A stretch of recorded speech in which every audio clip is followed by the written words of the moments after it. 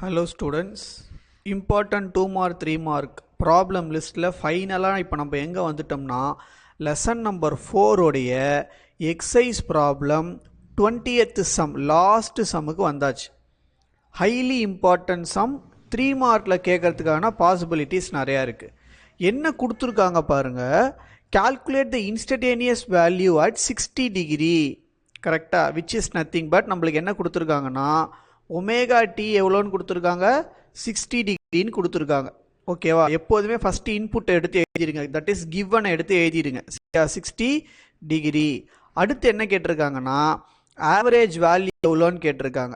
Average value எவ்வளோ, சரியா, average value எவ்வளோ, அதேமாரி ஆர்எம்எஸோடைய வேல்யூ எவ்வளோ, ரூட் மீன் ஸ்கொயருடைய வேல்யூ எவ்வளோ, யாருக்கு, ஆஃப் ஆல்டர்னேட்டிங் கரண்ட். அப்போ ஐ ஆவரேஜ் கண்டுபிடிக்கணும், ஐஆர்எஸ் கண்டுபிடிக்கணும். கிளியரா இருக்கா? ரைட்.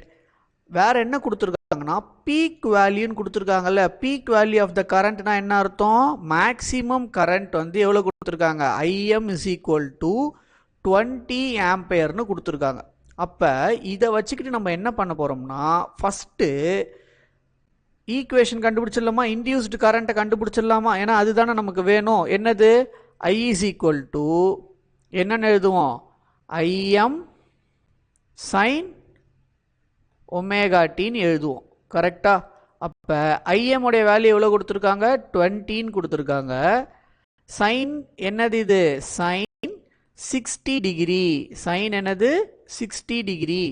அப்போ இந்த ஐ வேல்யூ என்ன எப்படி கண்டுபிடிப்போம், நம்ம 20 இன்டூ சைன் 60 உடைய வேல்யூ என்னது, √3/2. கரெக்டா, √3/2.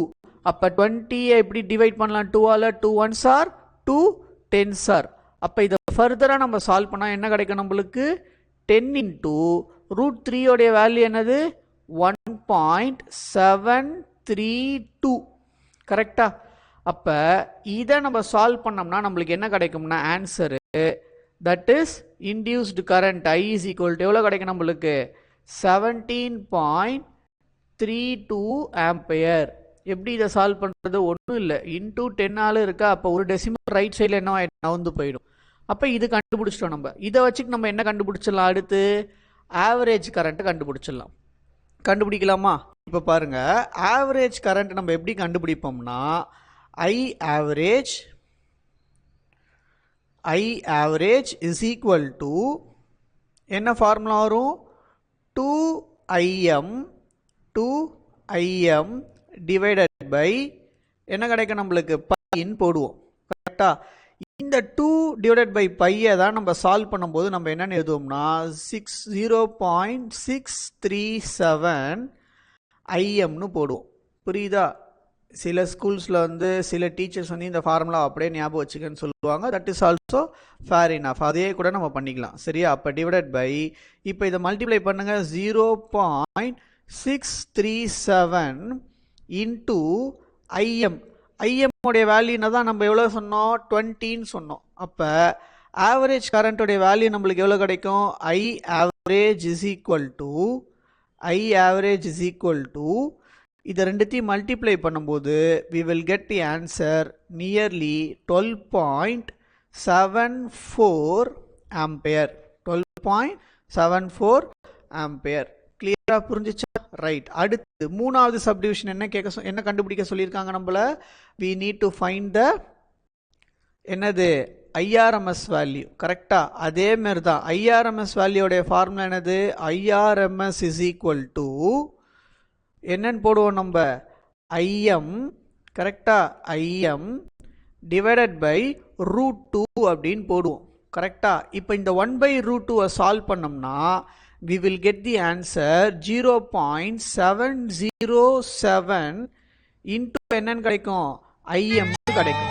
கரெக்டா? இதான் நம்மளுடைய ஃபார்முலா. இப்படி தான் நம்ம இதை டெரைவ் பண்ணி எடுத்துகிட்டு வந்திருப்போம். அப்போ இதுக்கு நான் வேல்யூ சப்ஸ்டியூட் பண்ணால் 0.707 ஐஎம் உடைய வேல்யூ எவ்வளோ, மேக்ஸிமம் கரண்ட்டு 20. அப்போ இதை நான் மல்டிப்ளை பண்ணும்போது எனக்கு ஃபர்தராக ஃபைனல் ஆன்சர் என்ன கிடைக்கும்னா ஐஆர்எம்எஸ் உடைய value, IRMS is equal to இது ரெண்டுத்தையும் மல்டிப்ளை பண்ணும்போது I will get the answer 14 14.14 ஆம்பையர்னு கிடைக்கும். கிளியராக இருக்கா? 14.14 ampere. Very important as well as என்னது சிம்பிளஸ்ட் ப்ராப்ளம். ஏன்னா எல்லாமே கிவன் டேட்டா கொடுத்தாங்க, நம்ம வந்து வேல்யூ தான் கண்டுபிடிக்க போகிறோம். ஃபார்முலா நமக்கு தெரியும், வேல்யூ கண்டுபிடிக்கணும். இதில் ஐ ஆவரேஜோடைய ஆன்சரும் ஐ ஆவரேஜோடைய ஃபார்முலாவும் IRMS ஃபார்முலாவும் நம்ம என்ன பண்ணோம், ஞாபகம் வச்சுக்கணும். இல்லைனா நம்மளால இந்த ப்ராப்ளமாக போட முடியாது. ஸோ ஒரு வாட்டி இந்த ப்ராப்ளமை ஒர்க் பண்ணி பாருங்கள். மல்டிப்ளிகேஷன்லாம் கரெக்டாக வருதா அப்படிங்கிறத செக் பண்ணிக்கோங்க. Thank you so much.